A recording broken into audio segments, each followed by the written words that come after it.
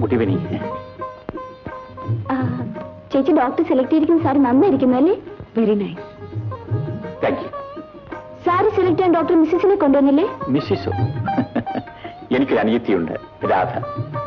നാളെ അവളുടെ പിറന്നാളാണ്. ഈ സാരി അവൾക്കുള്ള പിറന്നാൾ സമ്മാനമാണ്. ഈ സാരിക്ക് എന്ത് വിലയെന്നാ പറഞ്ഞത്? 650 രൂപ. 680 രൂപയോ? 150 രൂപയ്ക്ക് ഒരു സാരി കാണിച്ചില്ലേ? എനിക്കത് മതി. അത് തന്നെ പാക്ക് ചെയ്തേക്കും. ഡോക്ടർ, ഈ 650 രൂപയുടെ സാരിയല്ലേ നല്ലത്? വിലയും വളരെ നന്നായിരിക്കുന്നു.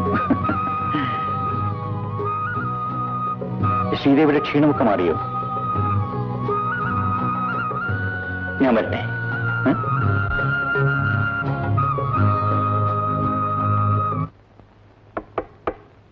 ചേട്ടൻ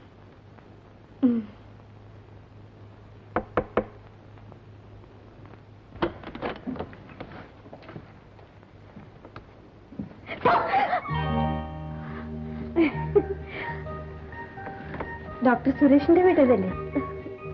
എന്റെ ചേട്ടനാണെന്ന് വിചാരിച്ച? അതെ. ചേട്ടൻ ഹോസ്പിറ്റലിൽ നിന്ന് വന്നില്ലല്ലോ? ഇല്ലേ, ഞാൻ രാധയെ കാണാനാ വന്നത്. എന്നെ കാണാനോ? എനിക്ക് മനസ്സിലായില്ല. ഞാൻ മുല്ലശ്ശേരിയിലെ വിശ്വനാഥിന്റെ മകളാണ്, ശ്രീദേവി. ഡോക്ടർ ജൗളിക്കടയിൽ വെച്ച് കണ്ടപ്പോൾ രാധയുടെ പിറന്നാളാണെന്ന് അറിഞ്ഞു. എനിക്ക് രാധയെ ഒന്ന് കാണണമെന്ന് തോന്നി. അതാ ഞാൻ ഇങ്ങോട്ട് വന്നത്. രാധ എന്നെ അവിടെ തന്നെ നിൽക്കുന്നത്. നീ വരൂ. രാധേ, എന്താ വല്ലാതെ നിൽക്കുന്നത്? വരൂ, ഇവിടെ വന്നിരിക്കും.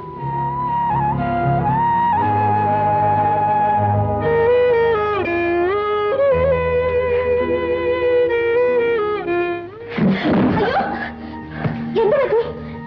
കാലം മുടങ്ങിയോ?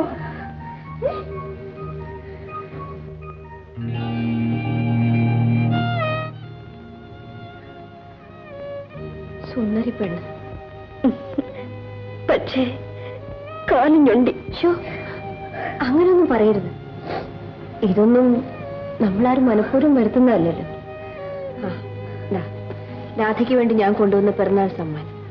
അയ്യോ, ഇതൊന്നും വേണ്ട. ചേട്ടൻ എന്നെ വഴക്ക് പറയും. എനിക്ക് വേണ്ട ചേച്ചി. രാധയോടുള്ള സ്നേഹം കൊണ്ടല്ലേ ഞാനിത് കൊണ്ടുവന്നത്. രാധ ഇത് വാങ്ങാതിരിക്കരുത്. ചേട്ടനൊന്നും പറയില്ല, പ്ലീസ്. ഇവിടെ ആരെങ്കിലും വന്നാൽ ഈ വരാന്തയിലേക്ക് പോലും ഞാൻ വരാത്തതാണ്. സംസാരിക്കാനോ പരിചയപ്പെടാനോ നിൽക്കാറില്ല. പക്ഷെ ചേച്ചിയെ കണ്ടപ്പോൾ എനിക്കെന്തോ അകന്നു മാറിപ്പോവാൻ തോന്നുന്നില്ല.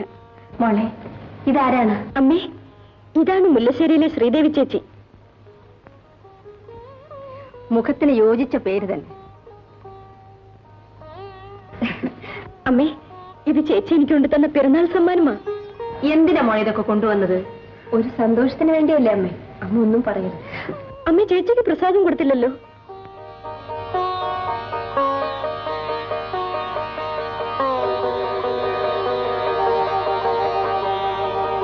എന്നാ ഞാൻ പോട്ടെ. ആ, ചേട്ടൻ വരെ പോവുകയാണോ? കാപ്പി കുടിച്ചിട്ട് പോകാം. ഇനിയൊരു ദിവസം ആകാം. നേരെ ഒരുപാടായില്ലേ. അച്ഛൻ കാത്തിരിക്കും. ചേച്ചി തീർച്ചയായും വരണം. ശരി. എന്താ രാഘവൻ, അസുഖമൊക്കെ എങ്ങനെയുണ്ട്? കിടക്കണം, കിടന്നാലേ ഇത് മാറത്തുള്ളൂ. എങ്ങനാ? ബെഡിന്റെ കാര്യം എനിക്ക് ഓർമ്മയുണ്ട്. ബെഡ് ഒഴിവോ നോക്കട്ടെ. അയ്യോ, ഒഴിയുന്നതിന് മുൻപ് എന്നെ ഡാക്ടർ അദ്ദേഹം എന്നെ ഒന്ന് സഹായിക്കണം. എന്താണിത്? രൂപയോ? എത്രയുണ്ട്? 25. ഇത് കുറവാണെന്ന് എനിക്കറിയാം. എന്റെ കൈ ഇപ്പൊ ഇത്രയേ ഉള്ളു. അടുത്ത ആഴ്ച 2 താറാവും കുറെ കരിമീനുമായിട്ട് ഞാനിങ്ങ് വരാം. എങ്ങനാ? രാഘവനെ കിടത്താൻ ഇത് തന്നെ കൂടുതലാണ്. രാഘവൻ കിടക്കാൻ ഒരുങ്ങിയാണല്ലോ വന്നിരിക്കുന്നത്. അവിടെ കട്ടിലും കിടക്കയും ഒന്നുമില്ലെന്നേ ഉള്ളൂ. നിലത്ത് കിടക്കണം. ഇതെനിക്ക് കൈക്കൂലിയായിട്ട് തന്നതല്ലേ. ഞാൻ പോലീസ് സ്റ്റേഷനിലേക്ക് ഒന്ന് ഫോൺ ചെയ്യാം. എന്റെ പോലീസ് സ്റ്റേഷനിലേക്ക് മാത്രം ഫോൺ ചെയ്യരുത്. ഞാൻ എന്റെ അറിവില്ലായ്മ കൊണ്ട് ചെയ്തു പോയതാ. മേലാളിൽ ആവർത്തിക്കരുത്. ഇല്ല. കൊണ്ടുപോയിക്കോളൂ. മരുന്ന് ഞാൻ പറഞ്ഞ പോലെ കഴിച്ചോളൂ. പോയിക്കോളൂ. സിസ്റ്ററെ, ഫോൺ. എനിക്കോ? ആരെങ്കിലും ചെയ്യാനുണ്ടാ? ചിലപ്പോ വീട്ടിൽ നിന്ന് വിളിക്കും. ആ, വീട്ടിൽ കാണും പഴയ ഗ്രാമഫോൺ. താൻ തന്റെ പണിക്ക് പോടും. സിസ്റ്ററെ, സുരേഷ് ഡോക്ടറുടെ വീട്ടിൽ നിന്ന് അദ്ദേഹത്തിന്റെ അനിയത്തി 3 പ്രാവശ്യം വിളിച്ചിരുന്നു. ഒന്ന് പോയി പറ സിസ്റ്ററെ. ഞാൻ എങ്ങനെ പറയും? Doctor operation തിയേറ്ററിലാ.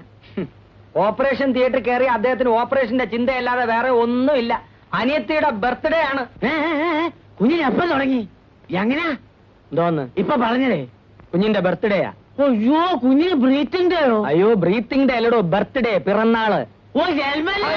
എന്റെ ചെവി പൊട്ടിപ്പോയോ. എന്നിട്ട് ഡോക്ടറെ ഇതൊരു പോയില്ലെന്നോ? ഞാൻ പോയി പറഞ്ഞോടാവല്ലോ. ഇങ്ങനെ ഡോക്ടർ ഓപ്പറേഷൻ തിയേറ്ററിനകത്താ. ഇപ്പൊ തനിക്ക് അങ്ങോട്ട് പോകാൻ പാടില്ല. അപ്പൊ ഓപ്പറേഷനകത്ത് ഞങ്ങൾക്ക് ആർക്കും കയറാൻ പാടില്ല? ആർക്കും പോകാൻ പാടില്ല. ഇപ്പൊ അങ്ങനെ.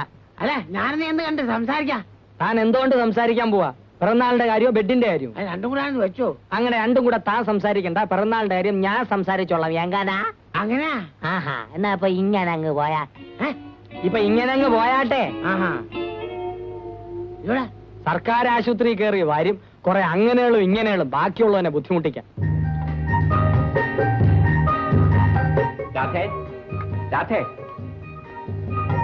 അമ്മയുടെ ചേട്ടൻ വന്നു.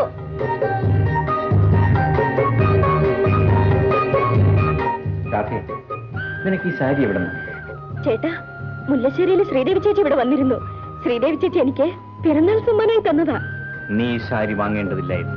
ശ്രീദേവി ചേച്ചി എന്നെ കളിയാക്കുകയൊന്നും ചെയ്തില്ല. എന്നോട് ഒത്തിരി വർത്തമാനം പറയുകയും ചിരിക്കുകയും എല്ലാം ചെയ്തു. ശ്രീദേവി ചേച്ചി എനിക്കിഷ്ടമായി. അതുകൊണ്ടാണ് ഞാൻ ഈ സാരി വാങ്ങിയത്. എന്റെ ചേട്ടൻ ഇതുപോലൊരു ചേട്ടത്തിയെ കൊണ്ടുവന്നാൽ എനിക്ക് വളരെ ഇഷ്ടമായേനെ. ഓഹോ, ഇപ്പൊ അങ്ങനെ ആയോ? നീയല്ലേ പറഞ്ഞത് ചേട്ടൻ കല്യാണം കഴിക്കരുത്, കല്യാണം കഴിച്ചാൽ ചേട്ടത്തിയമ്മയ്ക്ക് എന്നോട് വെറുപ്പായിരിക്കും, എല്ലാരും എന്നെ ഉപേക്ഷിക്കുമെന്നൊക്കെ? ആ പേടി കൊണ്ടാണ് ഞാൻ അന്നങ്ങനെ പറഞ്ഞത്. പക്ഷേ എല്ലാവരും അങ്ങനെയല്ലെന്ന് എനിക്കിപ്പോ തോന്നുന്നു. ഇനി ഇതുപോലൊരു പെണ്ണെ തിരക്കി ഞാൻ എങ്ങോട്ട് പോകാൻ? ചേട്ടൻ എങ്ങും പോകണ്ട. ശ്രീദേവി ചേച്ചി തന്നെ കല്യാണം കഴിക്കണം. ചേച്ചി എന്നെ പ്രസാദം തൊടിയിച്ചപ്പോൾ ഞാൻ അറിയാതെ ഓർത്തുപോയി, ശ്രീദേവി ചേച്ചി തന്നെ എന്റെ ചേട്ടത്തിയമ്മയായിരുന്നെങ്കിലെന്ന്. എന്നാൽ ഒരു കാര്യം ചെയ്യാം, ഞാൻ ഇപ്പൊ തന്നെ ലീവ് എടുത്ത് കല്യാണം കഴിച്ചിട്ട് വന്നാലോ? എന്റെ ദേവി, ഇപ്പോഴെങ്കിലും അവന് നേർക്കുറ്റി തോന്നിയല്ലോ. ചേട്ടാ, ശ്രീദേവി ചേച്ചി എത്ര സുന്ദരിയാണ്. എന്റെ പൊന്നനുജത്തി, നീ അവളെക്കാൾ എത്രയോ സുന്ദരിയാണ്. സംശയമുണ്ടെങ്കിൽ ആ കണ്ണാടി പോയി നോക്ക്. പോ ചേട്ടാ. ചേട്ടൻ എന്തൊക്കെ പറഞ്ഞാലും, ഞാൻ എങ്ങനെയെല്ലാം അണിഞ്ഞൊരുങ്ങിയാലും ഞൊണ്ടി പെണ്ണ് എങ്ങനെയാ സുന്ദരിയാവുന്നത്?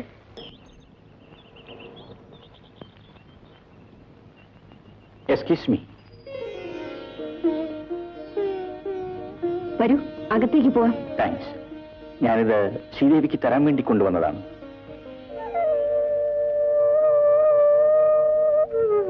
എന്താ ഡോക്ടർ ഇത്? ശ്രീദേവി എന്റെ അനുജത്തിക്ക് ഒരു സാരി കൊടുത്തില്ലേ?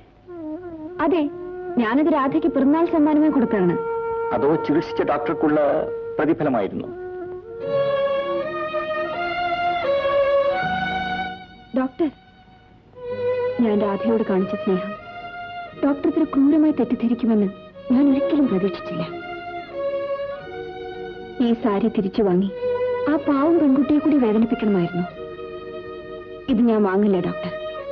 വേണമെങ്കിൽ അത് നശിപ്പിച്ചു കളഞ്ഞേക്കൂ. ഞാനൊരു ഡോക്ടർ ആയതിനു ശേഷം ആരുടെയും സൗജന്യം ഇതുവരെ വാങ്ങിയിട്ടില്ല. എന്റെ സഹോദരിയും അങ്ങനെ തന്നെ ആയിരിക്കണമെന്ന് എനിക്ക് നിർബന്ധമുണ്ട്. അതിനെതിരായി സംഭവിച്ചപ്പോ അത് തിരുത്തണമെന്ന് എനിക്ക് തോന്നി. രാധ വേദനിക്കരുതെന്ന് കരുതി ഞാൻ മറ്റൊരു സാരി വാങ്ങി. അതാണിത്. ശ്രീദേവിയും ഇതൊരു സമ്മാനമായി സ്വീകരിക്കൂ പ്ലീസ്.